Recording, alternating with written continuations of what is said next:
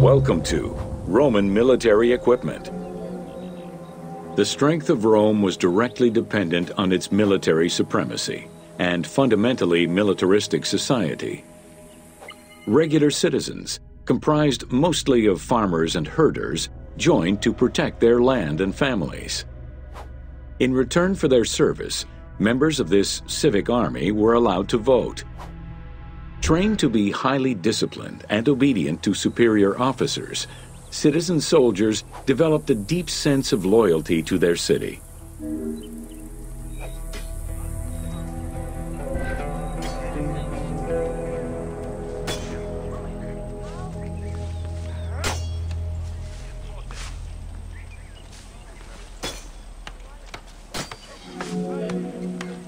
The quality of the armor of a Roman foot soldier was intrinsically linked to his social status and wealth. Chainmail was the most commonly used type of armor. Scale armor, made famous in today's media, came into use after Caesar's time. Foot soldiers carried large and oblong shields, while the cavalry used smaller ones of Greek origin.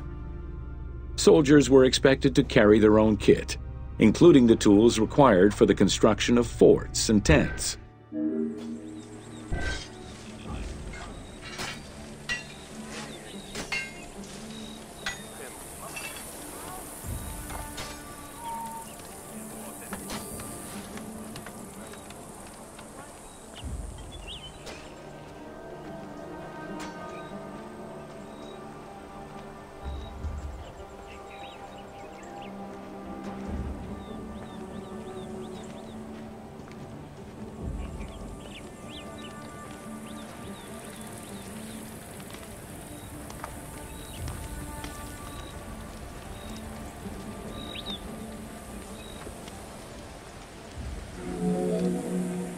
Roman soldiers used the same types of weapons. The stomach and face were the most targeted parts of the body. As such, a legionary was equipped with two close combat weapons, a dagger and a short sword, known as a gladius. One of the most ingenious Roman weapons was the javelin. Its pyramid-shaped tip pierced the body, while its iron shank was designed to break upon impact, stopping the enemy from throwing it back.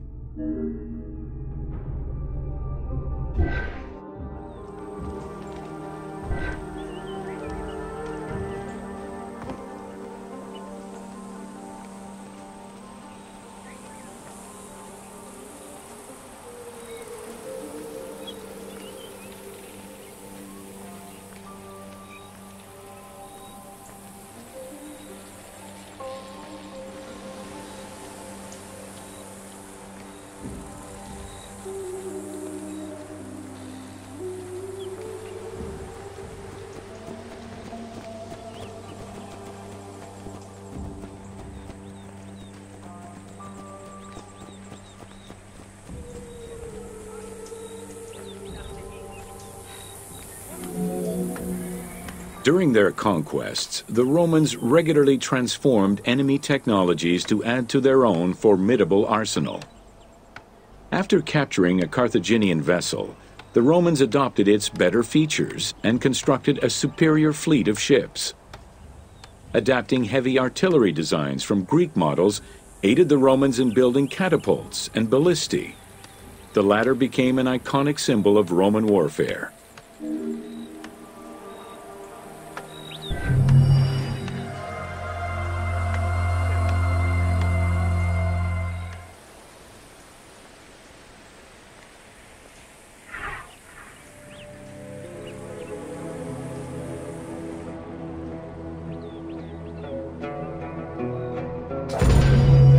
Welcome to Roman forts.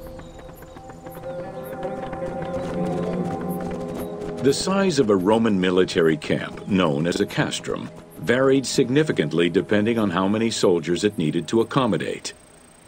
However, they all shared common characteristics in design and construction, such as this fort before you, located in Cape Chersonesos.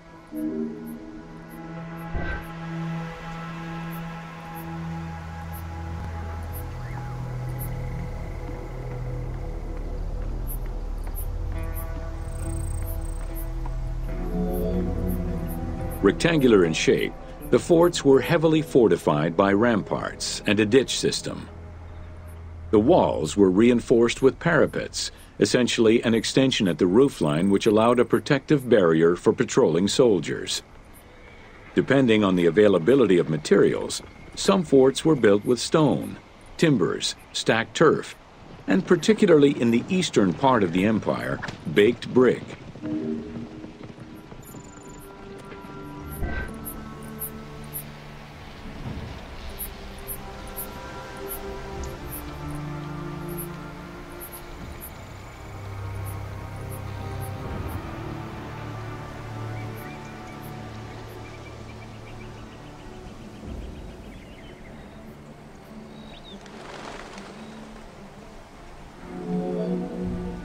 Access doors on all four sides were each flanked by guard towers. The commanding officer was positioned in the middle of the camp, giving him a clear view of the troops and the main gate.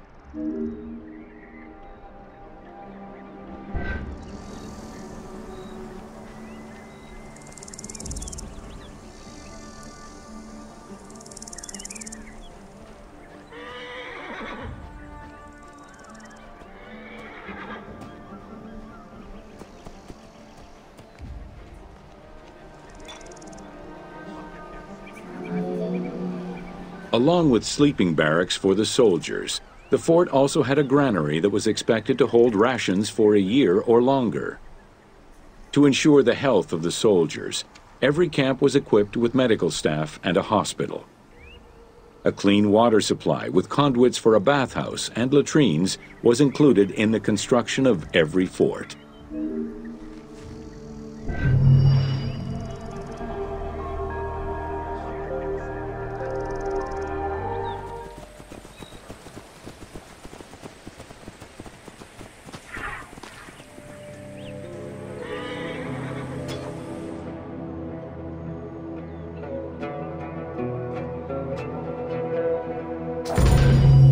Welcome to the Forts of Cyrenaica.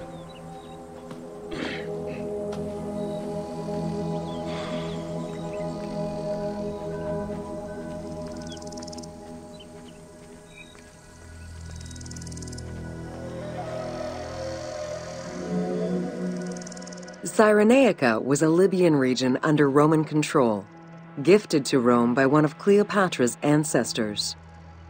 The remains and foundations of ancient fortifications were discovered in the 19th century in the southwest of Cyrenaica, as well as a Roman garrison dating back to the 1st century CE. Evidence shows that these forts were of Libyan origin, rebuilt and modified by Roman engineers when Cyrenaica was part of the empire.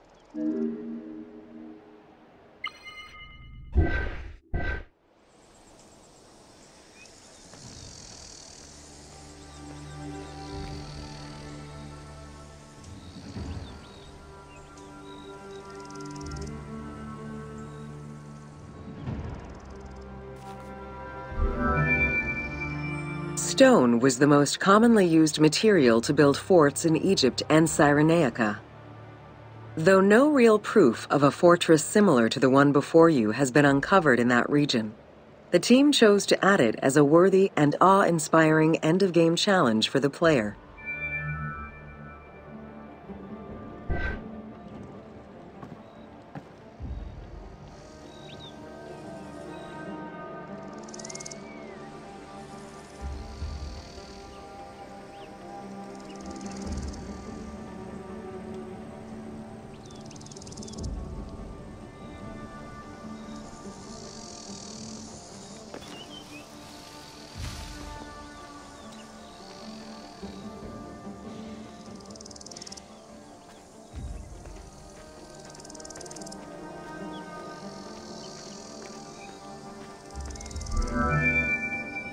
The forts of Cyrenaica were intended to prevent invaders from gaining access to the main route that led to the country's 5 most important cities. These forts were built close to coastal plains and deserts for added defense. 3 of these cities were recreated by the team: Balagrae, Apollonia, and Cyrene. Had it existed, the fort before you would have protected the road leading to Balagray.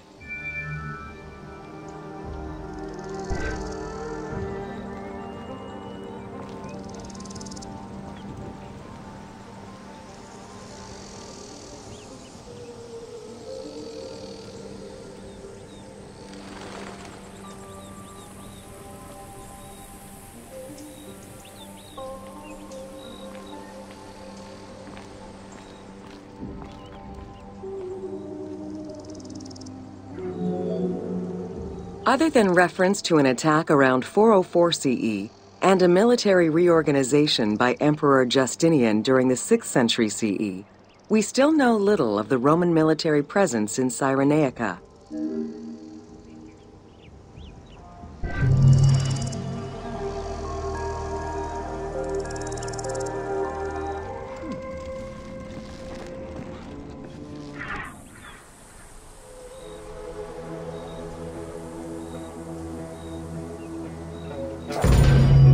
Welcome to Roman aqueducts. Water management was taken seriously by the Romans. Cyrenaica benefited greatly from Roman administration with the construction of aqueducts and canals. The source of water varied depending on the location. Many aqueducts were built at the foot of the mountains, offering greater flow from the melting snow.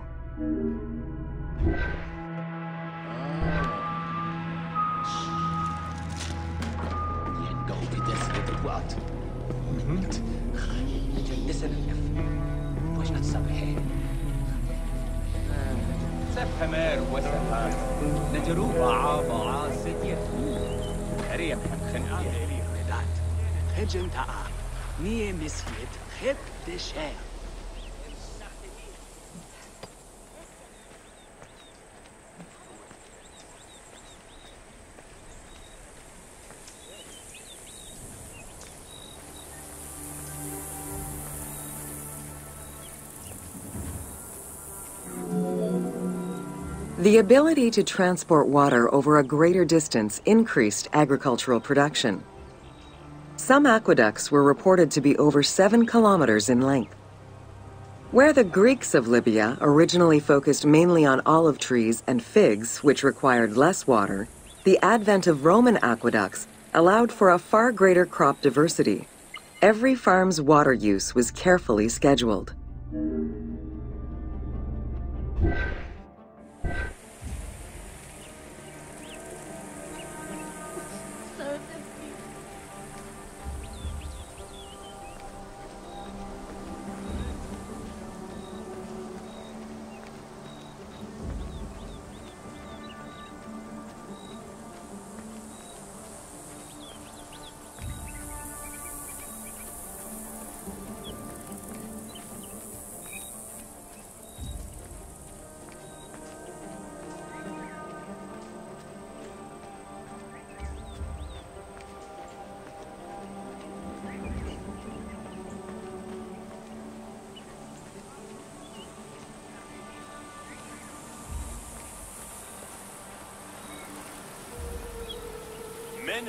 حمد نسو تعال نجير خا نجيم خير نيبت. The engineering methods used to create aqueducts were constantly reviewed, with a clear focus on exploiting the local environment. Materials, water usage, cleaning regulations, and a deep understanding of how to exploit gravity itself were all important concerns. Several fortresses were built to protect the aqueducts, basins, and cisterns.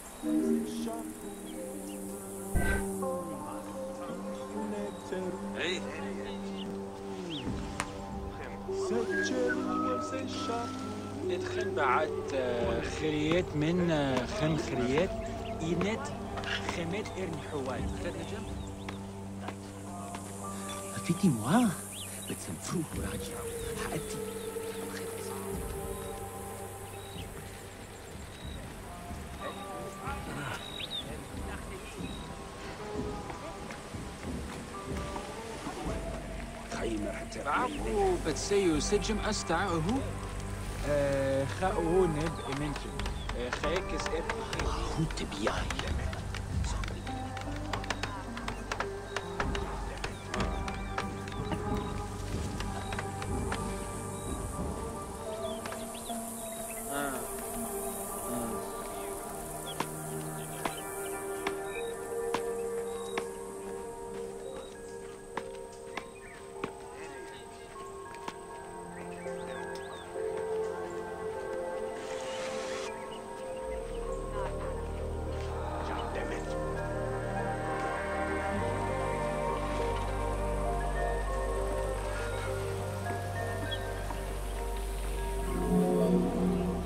Additional water was collected with wells and cisterns, but aqueducts were the main supply of fresh water.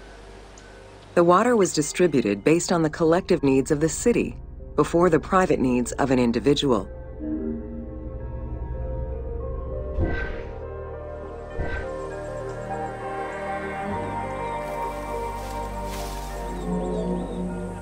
Almost all aqueducts ended in a fountain where the water circulated to clean the streets and supply bathhouses and latrines, thus improving the cleanliness of Cyrenaica's cities.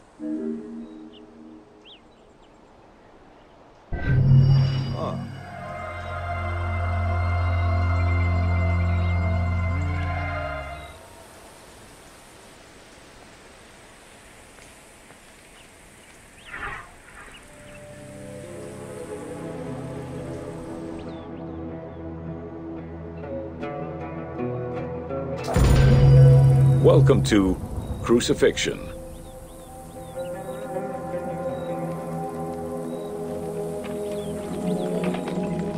In terms of the severity of Roman justice, crucifixion was at the top of the list of corporal punishment, followed by death by fire and decapitation.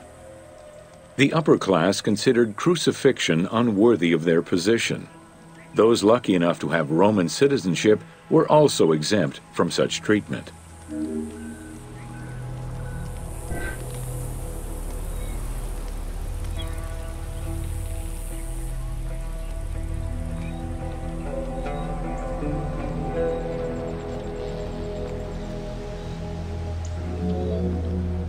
Easily accessible, crucifixions were popular entertainment among the citizenry. Unlike throwing victims to wild animals, which required an arena, crucifixions did not require any particular setting.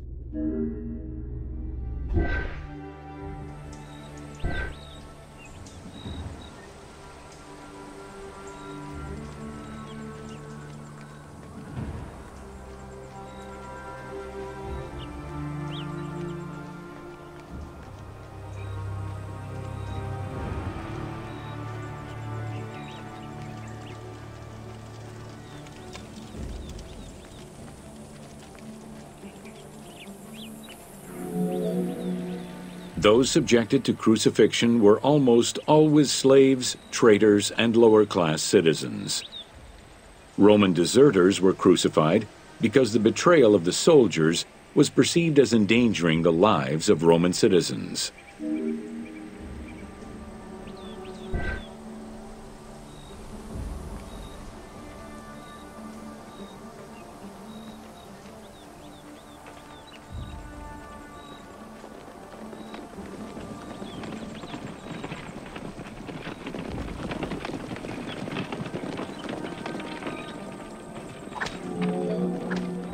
In 71 BCE, a major slave uprising in Italia was repressed by the Roman army. This resulted in the crucifixion of 6,000 men, including their leader, a slave and former gladiator known as Spartacus.